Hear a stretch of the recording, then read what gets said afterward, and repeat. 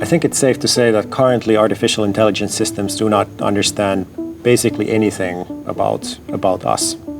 Siri is not going to answer me in a smooth tone of voice if she detects that I'm in a bad mood, for instance.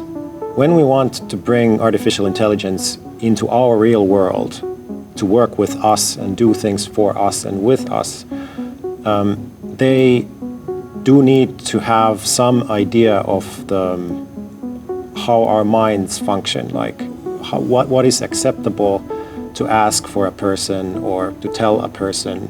We have all of this thing extremely fine-grainedly ingrained into our very being, but this is not something that is just simply there in current software systems.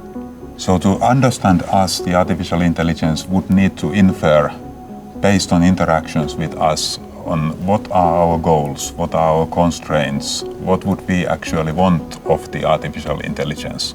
And if it can do this, then it can design its actions so that they are better aligned with what we want, and that way it can better help us.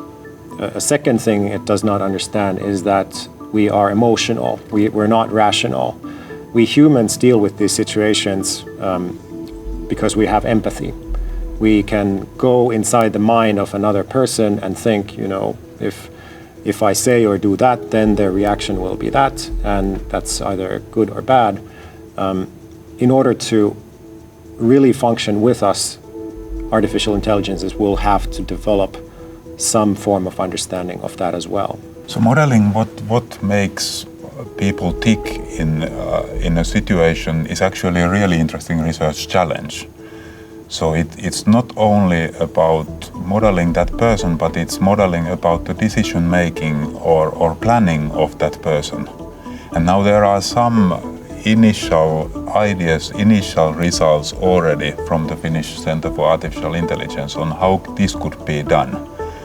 I wouldn't say that we can, or in any near future will be able to model the human mind, but maybe that is not the goal either. It is to be able to model it sufficiently well that the AI can help us better.